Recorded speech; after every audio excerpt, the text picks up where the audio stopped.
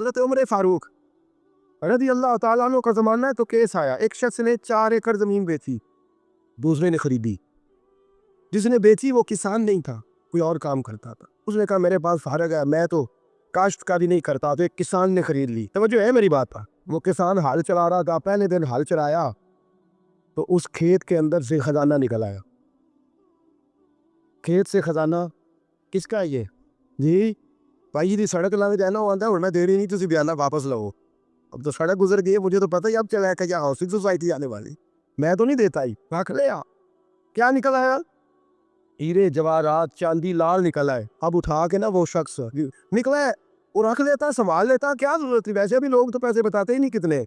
اٹھا کے نا وہ خزانہ تو جس نے بیچے تھے اس کے گھر چلا گیا، کہنے لگا میں نے زمین خریدی تھی، خزانہ نہیں خریدا تھا، تیرا ہے، تو لے لے، تیرا ہے، رکھ لے۔ وہ بھی صحابی رسول ہے۔ میرے نبی نے دنیا کی محبت کھینچ ڈالی ہے دلوں سے۔ وہ کیا کہنے لگے؟ کہنے لگے میں نے تو 4 ایکڑ سے بڑی مشکل جان چھڑائی ہے، تو اب پھر دولت لے کے آ گیا ہے۔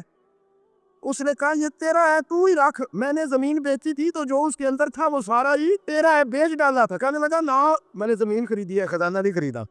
وہ کہنے لگا لا بھائی میں نے تو ہر شے بیچ دی ہے، اس میں سے پھل اگے، پھول نکلے، وہ سارے جاگ رہے ہم لوگ، آنکھوں ہے ہی کام جاگر والا ہے، یہ ہوتا ہی نہیں۔ یہ عجیب معاملہ ہے نا جی۔ یہ فرشتے ہیں جو دنیا میں بستے تھے، یہ انسان تھے جن کو فرشتے بھی دروازے کھول کے دیکھتے تھے، یہ کیسے انسان ہے۔ اب مقدمہ حضرت عمر کے پاس آ گیا، توجہ ہے میری بات پر؟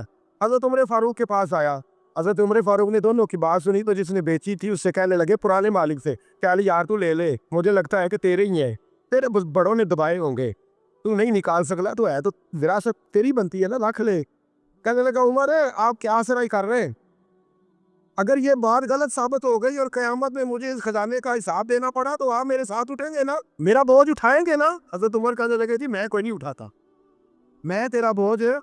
اب وہ جس کو بیچا تھا حضرت عمر کہنے لگے بھائی اس نے تو تجھے دے دیا تھا، اب تیرا ہے تو رکھ لے۔ کہنے لگا عمر آپ قیاس کر رہے، آپ قیاس کر رہے، اگر قیامت والے دن میں پھنس گیا تو میں آپ کا نام لے لوں اللہ کی بارگاہ میں؟ حضرت فاروق اعظم نے نا سر پکڑ لیا، فرمایا میں فیصلہ ہی نہیں کرتا، تم حضرت ابی بن کعب کے پاس جاؤ رضی اللہ ہو۔ حضرت ابی بن کعب کے پاس آئے اور آ کے ان دونوں نے کہا حضرت جی ہمارا ایک کیس الجھ گیا ہے۔ فرمایا وہ کیا؟ صحابہ وہ صحابہ تھے جن کی ہر صبح عید ہوتی، خدا کا قرب حاصل تھا، نبی کی دید ہوتی تھی۔ حضرت ہمارا کیس الجھ گیا، حضرت عمر سے فیصلہ نہیں ہوا، آپ مہربانی فرمانے لگے وہ کون سا کیس ہے جو عمر فاروق سے فیصلہ نہیں ہوا؟ وہ کون سا کیس ہے؟ کہ حضرت جی یہ معاملہ ہے، توجہ ہے میری بات پر، یہ والا معاملہ ہے کہ اس نے بیچی ہے جگہ، میں نے خریدی ہے، اب خزانہ نکل آیا، میں کہتا ہوں تیرا ہے، یہ کہتا ہے نہیں تیرا، میرا میری نہیں۔ جی یہ کون سا دور ہے؟ بولے نا وہ کون سا دور تھا؟ خیر الناس من ینفع الناس، لوگوں میں بہتر وہ جو لوگوں کے لیے نفع بخش۔ یہ کہتا ہے خزانہ تیرا ہے، میں کہتا ہوں نہیں، تو کون سا دور ہو گیا؟ تیرا تیری کا۔ حضرت سیدنا ابی بن کعب رضی اللہ تعالیٰ عنہ نے سر جھکا لیا، کہنے لگے میں فیصلہ کیا کروں، میں بہت بڑا قاضی ہوں پر یہاں میں بھی الجھ گیا ہوں، اب فیصلہ سنو، خوبصورت فیصلہ۔ حضرت ابی بن کعب اس سے پوچھتے ہیں بیچنے والے سے تیرے بچے کتنے؟ کہنے لگا جوان بیٹا ہے۔ خریدنے والے سے کہتے ہیں تیرے کتنے بچے ہیں؟ اس نے کہا جوان بیٹی ہے۔ کہنے لگا میں ان دونوں کا نکاح کر کے سارا سامان انہیں جہیز میں دے دیتا ہوں، ان کا نکاح کر کے سارا کچھ انہیں جہیز میں دے دیتا ہوں، تیرے گھر بھی آ جائے گا، تیرے گھر بھی۔ یہ فیصلہ سیدنا ابی بن کعب رضی اللہ تعالیٰ عنہ نے دیا۔ لوگ رو رہے تھے، کہہ رہے تھے کیا بات ہے اس فیصلے کی، کیا بات؟ ایک نوجوان تھا مینا کے بازار میں دوڑا جا رہا ہے، ایک بابا جی اس کو ملے، بزرگ، ان بزرگوں کے اس نے، توجہ ہے میری بات پر، ان بزرگوں کی تھیلی اس نے اشرفیوں والی چھین لی، چھین کے دوڑ گیا، کافی آگے چلا گیا تو گر گیا، جب گرا تو نظر آنا بند ہو گیا، لگاؤ ہو اللہ کے ولی کی بے ادبی ہوئی، اس لیے نظر آنا بند ہو گئی، بے ادبی ہو گئے، بڑا پریشان ہوا، سخت آزمائش کا شکار، کیا کرو کدھر جاؤ؟ جب بڑی سخت تکلیف کے اندر وہ گرفتار ہوا تو لوگوں سے کہنے لگا مہربانی کرو مجھے بابا جی سے معافی دے دو۔ گرا جو ان کی نگاہ سے وہ سنبھل نہیں سکتا۔ اللہ والوں کی بے ادبی اللہ کو بڑی ناپسند، اللہ والوں کی بے ادبی اللہ کو بڑی ناپسند ہے، اس سے ضرور بچے، اللہ تعالیٰ ہمیں بچنے کی توفیق عطا فرما۔ پکڑ کے بابا جی کے پاس لائے، بابا جی معاف کر دے، آپ کی وجہ سے آنکھیں چلیں گی۔ بابا جی کہنے لگے نہیں میں نے تو بد دعا دی نہیں، تو وہ کیسے؟ کہنے لگے میرے ساتھ جب کوئی مسلمان زیادتی کرتا تو میں فوراً ہی معاف کر دیتا، کہا جی میرے لیے دعا کر دے. دعا کی بابا جی کیا کہ ٹھیک. بابا جی نے دعا کی, نوجوان کیا کہ صحیح ہو. لوگ چلے گئے تو وہ نوجوان قریب بیٹھ گیا, کہنے لگا بزرگوں آپ نے جو کہا میں نے مان لیا, پر ایک بات میری سمجھ میں نہیں آئی. کہا وہ کیا؟ کہا آپ کہتے ہیں میرے ساتھ کوئی مسلمان بھی زیادتی کرتا میں فوراً معاف کر دیتا ہوں. فوراً تو معافی دی جاتی نہیں, دی جا سکتی نہیں, تھوڑی دیر تو بندے کا دل کو تکلیف رہتی ہے. آپ نے جو نہیں نا بات, لوگ باریکی میں جاتے ہیں نا بہت سارے. کہا جناب بندے کے دل میں تھوڑی دیر تو تکلیف ہے, ایک کو لڑائی ہو جائے تو کہتے ہیں ابھی نہیں میں نے جانا, ذرا بات ٹھنڈی ہو جائے گی تو پھر, ابھی تو بڑی چوٹیں لگی ہیں, بڑا مسئلہ بنا ہے. یہ شعوری طور پہ لوگ ایسا کرتے ہیں. کہا فوراً کیسے آپ نے معاف کہا فوراً کیسے معاف کر دیا؟ تو بابا جی کہنے لگے مجھے اپنے نبی سے پیار ہی بڑھا ہے صلی اللہ علیہ, ہم عشق کے بندے ہیں, کیوں بات بڑھائی ہے, محبت بڑی ہے رسول رحمت سے. پر میں کیا بات ہے؟ بابا جی کہنے لگے میں نے حضور کی ایک حدیث پڑھ لی ہے, اب جو مسلمان بھی زیادتی کرتا ہے میں فوراً معاف کر دیتا ہوں. کہا وہ کیا حدیث؟ سنے میرے دوستو, اور بزرگوں کی سوچ دیکھے کہاں تک جاتی ہے. اور بزرگ کہنے لگے اللہ کے رسول صلی اللہ علیہ وسلم نے فرمایا ہے کہ جب تک میرے سارے امتی جنت میں نہیں جائیں گے میں بھی نہیں جاؤں گا, جب تک سارے نہیں جائیں گے میں بھی.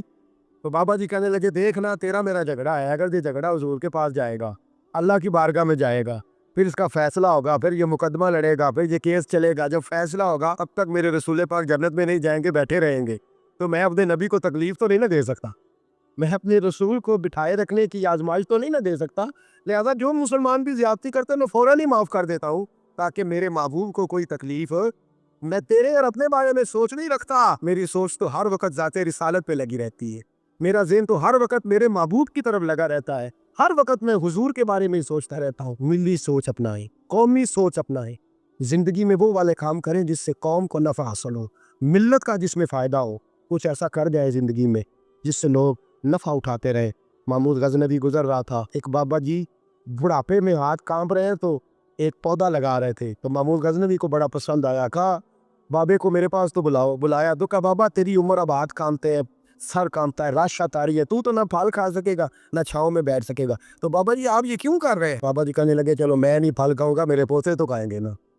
بچے محمود کو بات بڑی پسند آئی, اس نے بابا جی کو ایک اشرفیوں کی تھیلی انعام میں دے دی. کہا تیری سوچ بڑی قومی ہے, بڑی ہے. تو بابا جی مسکرا کے کہنے لگے بادشاہ تو ابھی کہہ رہا تھا کہ نہ تو پھل کھائے گا نہ چھاؤں میں بیٹھے گا, اللہ نے مجھے پھل بھی دے دیا ہے, چھاؤں بھی دے دی ہے. ابھی دیکھے نا, ابھی میں نے کام کیا, نہیں تو اللہ نے سارا کچھ پہلے ہی دے دیا ہے. بادشاہ اور راضی ہوا, اس نے ایک تھیلی اور دی. تو بابا جی مسکرا کے کہنے لگے دیکھ میرے اخلاص میں اللہ نے کتنا فضل کیا ہے, لوگوں کے باغ میں سال میں ایک دفعہ پھل لگتا ہے, میرے باغ میں 2 دفعہ لگ گیا. تو خیر خائی کا ذہن بنا, لوگوں کے بارے میں سوچ, قومی اور ملی ذہن بنا, بڑا ذہن بنا, بڑی سوچ بنا, وہ والا کام کر جس سے زیادہ لوگوں کو فائدہ ہو, زیادہ لوگوں کا نفع ہو, وہ والا کام کر. قومی ملی ملت اسلامیہ کی سوچ بنا, عالم اسلام کی بات کر, مسلمان کا بھلا کر, اپنے وطن کا بھلا کر, اپنی ملت کے بارے میں سوچ. جب تو یہ کام کرے گا تو اللہ تجھے وسائل بھی بڑے ہی عطا فرمائے گا. اللہ تبارک و تعالیٰ تیرے لیے رحمتوں کے دروازے بھی زیادہ ہی کھولے گا. تو فرمایا زمین میں وہ قائم رہے گا جو لوگوں کا بھلا کرے گا, دوسروں کے بارے میں سوچے گا, وہی دنیا میں زندہ رہتے ہیں. جو لوگوں کے لیے نفع بخش بن جاتے ہیں, جو ذات کی بات کرتے ہیں وہ بڑی جلدی فنا ہو جاتے ہیں. دوسروں کی بات کر, تو ہمیشہ رہے گا, تو باقی رہے گا, تو قائم رہے گا, تو ہمیشہ صبح قیامت تک تیرا نام جپا رہے گا. میرے اعلیٰ حضرت فرماتے ہیں بے نشانوں کا نشان مٹتا نہیں, مٹتے مٹتے بھی نام ہو ہی جائے گا. تو دوستو یہاں تو گھر والوں کو احتجاج کرنا پڑتا ہے پھر کوئی بات سنتا ہے, یہاں تو 100 دفعہ رو کے دکھانا پڑتا ہے پھر کوئی بات سنتا ہے, یہاں تو جناب 100 دفعہ کہنا پڑتا ہے تب کوئی بات سنتا ہے. خدا را محبتیں بانٹنی شروع کرو, اپنے لہجوں سے تلخیاں ہٹاؤ, یہ جو چہروں پر پکی پکی سلوٹیں ڈالنی ہیں ان کو دور کرو. یہ جو ہر وقت کے تھکے تھکے اور ہر وقت کے ناراض اور ہر وقت کی طبیعت کے اندر سختی اور ہر وقت کہنا میں بڑا کام کرتا ہوں, میں بڑی مشقت اٹھاتا ہوں, تمہیں پتہ نہیں میں کس تکلیف میں ہوں. اور میرے بھائی ساری دنیا ہی پریشان رہتی ہے, لیکن کچھ لوگ ایسے ہوتے ہیں جو پریشانیاں ذرا ہنس کے گزار لیتے ہیں. کچھ لوگ ایسے ہوتے ہیں جو پریشانیاں اپنے تک رکھ لیتے ہیں, دوسروں کو تکلیف نہیں دیتے. ہم کیا کرتے ہیں, ہم ساری ٹینشنیں دوسروں پہ ڈالنا چاہتے ہیں. اپنے لہجوں میں پیار پیدا کرو, اپنے لہجوں میں. پتہ ہے حضور نے کیا فرمایا ہے؟ محبوب فرمانے لگے 3 کام کرو, ایماندار ہونے کا ذائقہ نصیب ہوگا.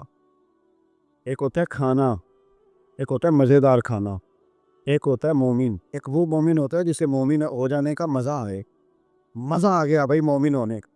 کریم فرمانے لگے 3 کام کرو تمہیں مومن ہونے کا مزہ آئے گا. 3 کام کرو. یا رسول اللہ کون سے؟ فرمایا کہ تو ہر چیز سے بڑھ کے اللہ رسول سے محبت کرو، پیار کرو رب رسول سے، پیار کر۔ یہاں حضور نے یہ نہیں فرمایا نماز پڑھو، یہ نہیں فرمایا روزہ رکھو، یہ نہیں فرمایا حج کرو، خیرات کرو، وہ کام بھی اپنی جگہ پہ بڑے ضروری ہیں، وہ بھی فرض عین ہیں، ان کے بغیر بھی ایک منٹ کے لیے گزارا نہیں۔ لیکن فرمایا اگر ان چیزوں کا مزہ لینا ہے نا، ادھر دیکھیے میری طرف، اگر ان چیزوں کا مزہ لینا ہے نا، کہ نماز مزیدار ہو جائے، روزہ مزیدار ہو جائے، سخاوت مزیدار ہو جائے، حج مزیدار ہو جائے، فرمایا اگر چاہتے ہو مومن ہونے کا مزہ آئے تو ہر چیز سے بڑھ کے اللہ رسول سے محبت کرو۔ یہ بخاری مسلم دونوں میں موجود ہے۔ اور فرمایا دوسرا کام یہ کرو کہ جس سے بھی محبت کرو نا، اللہ رسول کے لیے کرو، چھوڑ دو ذاتی لالچ، چھوڑ دو ایک منٹ کے لیے بھی اپنا ذاتی نہ، فقط اللہ رسول کے لیے، فقط رضا الہی کے لیے محبت کرو۔ اور تیسرا حضور فرماتے ہیں مسلمان ہونے کے بعد، کلمہ پڑھنے کے بعد کفر کی طرف جانا اتنا ناپسند کرو جتنا آدمی آگ میں جانا ناپسند کرتا ہے۔ یہ تین کام کرو تمہیں مومن ہونے کا مزہ ہے۔ اگر کبھی پیار والا لہجہ بنا لیں، اگر کبھی تلخی چھوڑ دیں، اگر کبھی اپنے مزاج سے وہ ساری چیزیں دور کر دیں اور ہم رب رسول سے صحیح والا پیار کریں، تو آپ یقین کریں پھر بندہ قرآن پاک شروع کرتا ہے تو اس کا تلاوت چھوڑنے کو دل نہیں کرتا۔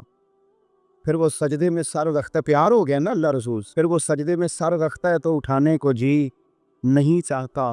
پھر وہ دین کی نوکری کرتا ہے تو اس کا دل کرتا ہے صبح بھی دین کی بات کروں، شام بھی دین کی بات کروں، میرا ایک ایک روواں خادم بن جائے، میں نوکری کروں، جگہ جگہ جا کر رسول اللہ کے دین کی بات کروں۔ کیوں؟ پیار جو ہو گیا، محبت جو ہو گئی۔ جب آپ کے لب و لہجے میں پیار سرائیت کر جائے، آپ کو پتہ ہے پھر اس محبت کو آگے بڑھانے کا کہا گیا ہے۔ حضور نے فرمایا میرے صحابہ سے بھی محبت کرو کیونکہ میرے صحابہ ہیں، پھر ان سے بھی پیار کرو، ان کے بارے میں تمہارے دلوں کے اندر عقیدت کے جذبات ہیں۔ اور پتہ کس طرح کی عقیدت؟ شوق والی عقیدت۔ میرا اور آپ کا دور بحث کا دور ہے، اور بعض ایسے بیوقوف ہیں جو اپنی حیثیت نہیں دیکھتے اور اپنی ذاتی بحث کو اٹھا کے نبی پاک کے صحابہ اور اہل بیت تک لے جاتی۔ اور یار تیری تو حیثیت ہی نہیں ہے تو ان پر بات کر سکے، تو دیکھ تو صحیح ہے وہ لوگ ہیں جنہیں اللہ نے اپنے نبی کی غلامی کے لیے منتخب فرمایا، اللہ نے جن کا انتخاب کر کے حضور کے دور مبارک میں جنہیں رکھا، تو ان لوگوں کے بارے میں کلام کر رہا ہے۔ عقیدت، پیار، صحابہ سے عقیدت، اور اس عقیدت کے اندر بارفتگی۔ حضور کے صحابہ ہجرت کر کے گئے تھے ابشا، نجاشی بادشاہ پر کفار مکہ نے، قریش نے بڑا پریشر ڈالا کہ یہ ہمارے بھاگے ہوئے لوگ ہیں، انہیں واپس کر دو، پر وہ نجاشی نے کہا میں واپس نہیں کرتا، انہیں جگہ دی، صحابہ کو آزادی سے عبادت کرنے کا موقع دیا۔ ایک دفعہ نا حبشہ سے کچھ مہمان آ گئے جہاں صحابہ جا کے رہے تھے، تو جب وہ لوگ آئے نا یہاں مسجد مدینہ منورہ میں، اللہ کے محبوب علیہ السلام نے ترکی خیمہ لگوایا، حضور ان کے لیے نئے نئے کھانے پکواتے، ان کے لیے محبوب کیا کوئی انوکھا رنگ اور پیار کا کوئی نرالا انداز۔ تو صحابہ نے عرض کی یا رسول اللہ صلی اللہ تعالی علیہ وسلم، مہمان پہلے بھی آتے جاتے، لیکن ان کے ساتھ آپ کا رویہ منفرد کیوں ہے؟ تو حضور فرمانے لگے جب میرے صحابہ وہاں گئے تھے تو انہوں نے پیار کیا تھا، تو جو میرے صحابہ سے محبت کرے ان سے محبت نہ کروں؟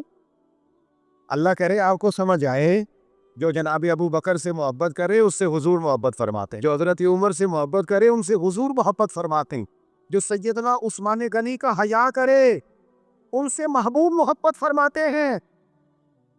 اور مولا مرتضیٰ کے بارے میں تو فرمائے اس کی محبت ہی تو ایمان ہے، اور علی کا بغض ہی تو نفاق ہے۔ محبت، پیار، وارفتگی، شوق، ان لوگوں کے بارے میں اپنے دلوں کے اندر جذبات۔ اور پھر جو حضور کی اولاد پاک ہے، آپ کو پتہ ہے یہ اپنے محسن کا شکریہ ادا نہیں کرتا، وہ رب کا بھی نہیں کر سکتا۔ ہم تو نا اپنے اساتذہ اور مشائخ کو محسن جانتے ہیں، ہم تو اپنے بزرگوں کی اولادوں کی قدر کرتے ہیں۔ امام اعظم کہیں بیٹھے تھے تو ایک بچہ چھوٹا بار بار آتا تھا تو امام صاحب اٹھ کے کھڑے ہو جاتے، کئی دفعہ آیا امام صاحب، کئی دفعہ کھڑے ہوئے، شاگردوں نے عرض کی حضور یہ چھوٹا بچہ ہے، کئی دفعہ آئے گا، بوڑھے آدمی ہیں، بار بار اٹھنے میں تکلیف ہوتی، یہ تو 100 دفعہ آئے گا؟ تو امام صاحب فرمانے لگے 1000 دفعہ بھی آئے میں کھڑا رہوں گا اس کے استقبال کو۔ حضور کیوں، کون ہے بتا ہی دے۔ تو امام اعظم رو پڑے، فرمانے لگے میرے استاد کا پوتا ہے یہ، اصلا نال جے نیکی کریے او نسلاں تاک نہیں بھول دے، اصلا نال جے نیکی کریے او نسلاں تاک نہیں بھول دے۔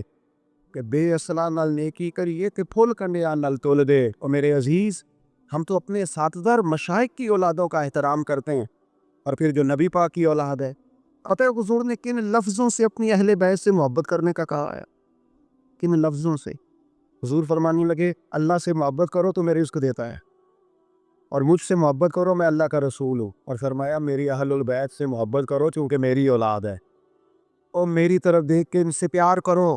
حضور کی اولاد کے بارے میں جذبات، وادفتگی۔ میرا ایک چھوٹے گھر سے تعلق ہے، لیکن میں نے اپنے بزرگوں کو، والدین کو، اپنی دادیوں نانیوں کو، وہ کہا تھا نا اعلیٰ حضرت نے، میں خانہ زاد کو نہ ہوں، صورت لکھی ہوئی بندوں کنیزوں میں میرے مادر پدر کی ہے۔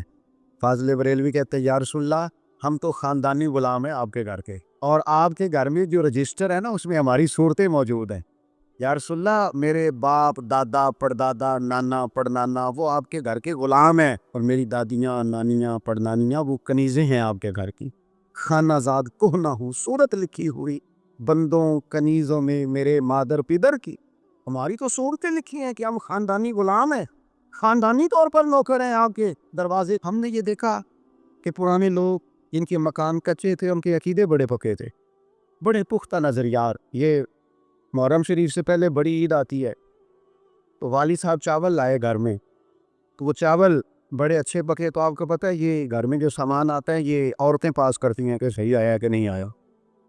تو وہ چاول پکائے تو اماں جی کہنے لگی یہ چاول جو آپ اب کے لائے ہیں یہ بڑے اچھے ہیں، خوشبو بھی بڑی اچھی ہے، پکنے میں بھی بڑے اچھے ہیں، بڑے عالی شان ہیں، یہ بڑے ٹھیک ہیں چاول۔ کہا چلو ٹھیک ہے، اگر یہ پاس ہو گئے تو وہ دو تین توڑے چاولوں کے آ گئے۔ کچھ دنوں کے بعد گھر میں دوبارہ چاول پکے تو ابا جی کہنے لگے وہ چاول کتنے نہیں کیڑے میں ادھر آتے سن، جنہاں دیا بڑیاں تعریفوں ہو رہی سن۔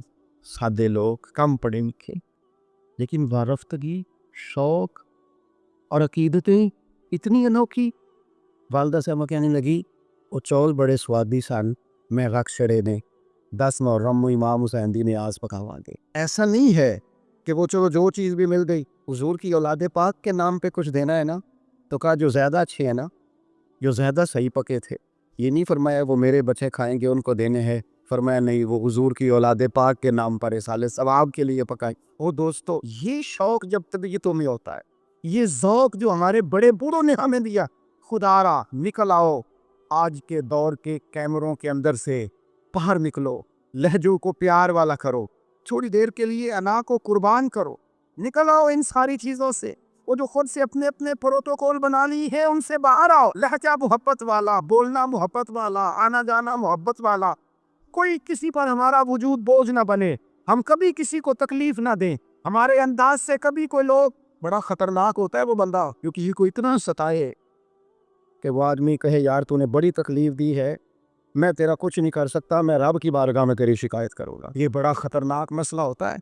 ہم بعضوں کا سمجھتے ہیں سامنے والے نے نظر جھکائی بول نہیں سکا، وہ تیری نفرت کا شکار تو ہوا ہے، پر یاد رکھنا جب مظلوم کی آہ نکلتی ہے تو آسمان کے دروازے سارے کھل جاتے ہیں۔ نفرتوں کو فروغ نہ دو، اور پھر ایک تو خود لہجہ نہیں ہوتا پیار کا، ایک دوسروں کو بھی جب بھی سبق پڑھاتے ہیں نا نفرت کا ہی پڑھاتے ہیں بعض لوگ، الا ماشاء کوتاہیاں بیان کرتے ہیں۔ یہ جو میاں بیوی کے درمیان لڑائی ڈالتے ہوں ان لوگوں کو پتہ ہے کہ وہ تو بات کر کے چھوٹا سا جملہ کہہ کے رخصت ہو گئے اور انہوں نے 24 گھنٹے اکٹھے رہنا تھا، ان کی زندگی کو دوزخ بنا دی۔ یہ جو بھائیوں کے درمیان لڑائی پیدا کرتے ہیں، لڑائی، ان کو پتہ ہے کہ تو 2 جملے کہہ کے بھائی کے خلاف تو رخصت ہو گیا اور پیچھے ان لوگوں نے اکٹھے رہنا تو تکلیف آ گئی۔ میں ایک فیکٹری میں ایک دفعہ موجود تھا، میرے ایک دوست ہیں اس فیکٹری کے اندر، تو ان کے جو زیادہ بہترین کاریگر تھا اس کے بارے میں ایک آدمی کانوں میں بات کر رہا تھا، اور کرتے کرتے آخر میں کہنے لگا ابھی مجھے تحقیق نہیں پوری، مجھے شک ہوا ہے، میں آپ کو بتا رہا ہوں پوری تحقیق کر کے بعد میں بتاؤں گا۔ تو وہ جب جانے لگا تو میں نے اس سے کہا، میں نے کہا تو پوری تحقیق ہمیں نام ہی کر جیڑی آگ تو لائی ہے ٹھیک ٹھاک لگ گئی ہے، یہ وہ بیچارہ کام کر رہا ہے، یہ اس سے کام لے رہا ہے، ان کا نظام ٹھیک چل رہا ہے، تو صرف اس مالک کے سامنے گڈ بک میں آنے کے لیے باقیوں کا نقصان کر رہا ہے، تھوڑے سے نفع کے لیے آگ لگا رہا ہے ماحول کے اندر، اپنی ذاتی قربت بڑھانے کے لیے نفرتوں کو فروغ دے رہا ہے۔ کبھی یہ کام نہ کریں، یہ کام ہمیشہ کمزور لوگ کرتے ہیں، یہ کام نیچ لوگ کرتے ہیں، اپنے تھوڑے سے نفع کے لیے ماحول کے اندر خرابی پیدا کرتے ہیں۔ خدا را فروغ محبت، بخاری شریف میں حدیث ہے، پر یہ ان حدیث کا ذرا انداز تو دیکھیں کتنا انوکھا ہے۔ حضرت انس بن مالک رضی اللہ تعالیٰ عنہ فرماتے ہیں ایک شخص نے آ کے حضور سے پوچھا قیامت کب آئے؟ کریم فرمانے لگے تو اپنی تیاری بتا قیامت کے لیے، اس کی تیاری سنو، تیاری سنو، ساری عمر دی کمائی سنو، تیری تیاری کیا ہے؟ کہنے لگا حضور نہ زیادہ نفلی نمازیں پڑھی ہیں، نہ زیادہ نفلی روزے رکھے۔ پھر تیاری کیا ہے؟ کہنے لگا حضور میری تیاری یہ ہے کہ اللہ سے بھی پیار کرتا ہوں، رسول اللہ سے بھی پیار کرتا ہوں، میری تیاری محبت ہے، میری تیاری عشق ہے، میری تیاری وفا ہے، میری تیاری تیرا شوق ہے، میری تیاری تیری یاد میں تڑپنا ہے، میری تیاری صبح و شام تیرا ذکر کرنا، یا رسول اللہ، اللہ سے بھی محبت، رسول اللہ سے بھی محبت۔ حضور نے ہر عبادت کا ثواب بیان کیا۔ اس نے جب محبت کی بات کی تو یہاں والا کیا ثواب بیان کی؟ تیری تیاری کی ہے کیا ہے آخرت کے لیے؟ اس نے کہا اللہ رسول سے محبت کرتا ہوں۔ تو حضور فرمانے لگے سن پھر قیامت میں ہر بندہ اسی کے ساتھ ہوگا جس سے وہ محبت کرتا ہے، یعنی عبادات پر ثواب ملے گا اور محبت رسول پر رب رسول کا قرب نصیب ہوگا، قرب مصطفیٰ ملے گا محبت پر۔ یہ بخاری ہے۔ حضرت انس بن مالک کہتے ہیں بندہ پہ چلا گیا اور خوش گیا، موقع بڑا اچھا تھا، میں نے فوراً بات کر دی، میں نے کہا یا رسول اللہ صلی اللہ علیہ وسلم، جو جس سے محبت کرے گا اسی کے ساتھ ہوگا۔ میں اللہ سے بھی محبت کرتا ہوں، رسول اللہ سے بھی محبت کرتا ہوں، ابو بکر صدیق سے بھی کرتا ہوں، فاروق اعظم سے بھی کرتا ہوں، حضور میرے لیے کیا حکم ہے؟ تو محبوب نے فرمایا فتویٰ وہی ہے، سوال کا جواب وہی ہے، عمل کی جزا وہی ہے کہ جو جس سے محبت کرے گا قیامت میں اسی کے ساتھ کھڑا کیا جائے۔ اگر تو ان سب سے محبت کرتا ہے تو ان کے ساتھ کھڑا کیا جائے۔ حضرت ابو ذر غفاری رضی اللہ تعالیٰ عنہ نے یہاں تک سوال پوچھا، ترغیب و ترہیب میں موجود ہے کہ یا رسول اللہ کوئی بندہ کسی قوم سے پیار کرے پر ان جیسے اعمال نہ کر سکے، محبت میں خالص ہے، محبت میں مخلص، محبت اس کی بالکل صاف ستھری ہے اللہ کی رضا کے لیے، محبت کرے پر ان جیسے عمل نہ کر سکے تو اسے کیا ملے گا؟ تو حضور فرمانے لگے محبت خالص کرے، اللہ قیامت کے دن دونوں محبت کرنے والوں کو اکٹھا فرما دے گا۔ او میرے دوستو، محبت ہی کا تو سارا تانا بانا ہے، محبت ہی پر تو سارا فیض ہے، محبت ہی پر تو کرم ہے، محبت ہی پر تو۔ حضور کے ساتھ ایک شخص بیٹھا تھا، سامنے سے ایک شخص گزرا، اس نے کہا یا رسول اللہ یہ بندہ مجھے بڑا اچھا لگتا ہے، میرے دل میں اس کے لیے بڑی قدر ہے، میں اس سے بڑی محبت کرتا ہوں۔ تو حضور فرمانے لگے اٹھ کے جاؤ اسے بتا کے آ، اسے بتا، اور مشکات میں یہ لفظ موجود ہے جس سے محبت کرو اسے بتاؤ تاکہ وہ بھی تم سے محبت کرے۔ کیا مطلب؟ وہ بھی محبت کرے تو بھی محبت کر، محبت ہی محبت ہو جائے دنیا میں، پیار ہی پیار ہو جائے، لہجوں کے اندر شائستگی آگا، ہر طرف موسم بہار کا ہو، ہر طرف بات خوشبو کی پھیلے، تلخیاں چھوڑ دیں، ناراضگیاں چھوڑ دیں۔ آج کل نا ہم سارے ناراض ہیں، کسی سے پوچھ لیں تو 2-4 بندوں سے ضرور ناراض ہے۔ وہ کوئی فیکٹری کی آنت سے ناراض ہے، کوئی اپنے آفیسر سے ناراض ہے، کوئی اپنے ملازمین سے ناراض ہے، کوئی اپنے پڑوسی سے ناراض ہے، کوئی کسی سے ناراض ہے۔ لہجوں میں ناراضگی آ گئی، جب بھی بات کرتے ہیں کوئی تلخ تلخ سی، اس کا نتیجہ یہ نکلتا ہے کہ ملکی لیول پر بھی جب سوال پوچھا جاتا ہے نا تو بندے گڑبڑ۔ میں کہیں جا رہا تھا سفر پہ تو بڑی جلدی تھی، مجھے ایک صاحب آ گئے اور وہ کوئی بات کرنا چاہ رہے تھے، تو مجھے کہنے لگے حالات آج کل کیسے ہیں؟ میں نے کہا بالکل ٹھیک ہیں۔ ان کا خیال تھا تھوڑا سا تبصرہ یہ کریں گے، تھوڑا سا میں کروں گا تو تھوڑا سا ہمیں موقع ملے گا تھوڑی سی ملک کی غیبتیں کرنے کا۔ یہ کام ہم صبح شام کرتا ہے۔ آپ یقین کریں جتنی خوبصورتی اللہ تعالیٰ نے ہمارے وطن کو عطا فرمائی ہے، جتنے محبت کرنے والے لوگ اللہ نے یہاں عطا کیے، یہ صوفیاء کی دھرتی ہے، اولیاء کی دھرتی۔ یہاں میرے نبی پر درود و سلام پڑھا جاتا ہے، یہاں حضور کے نام کے نعرے بلند ہوتے ہیں، یہاں جگہ جگہ مسجدوں میں قرآن پاک کی تلاوت ہوتی ہے۔ یہاں میں نے دیکھا ہے ایک غریب آدمی کو ایک خون کی بوتل کی ضرورت پڑتی ہے، 14 نوجوان لائنوں میں کھڑے ہوتے ہیں، ہم حاضر۔ اتنا لوگ سخاوت کرتے ہیں، لوگوں کو دیتے ہیں۔ یہ سیلاب آیا تھا، مجھے تھوڑا موقع ملا وہاں سفر کرنے کا، حاضر ہونے کا، میں نے دیکھا لوگوں میں بڑی تڑپ۔ ہمیں بتائے ہم کیا کر سکتے؟ او دوستو، خوبیاں بھی تو بیان کرو نا، کمزوریاں ہیں انکار نہیں کرتا، لیکن اتنی تلخی، اتنی ناراضگی، ہر وقت کا شکوہ، اتنی پاک سرزمین کے بارے میں ہر وقت لہجوں کے اندر نفرت اور ہر وقت غلط بات۔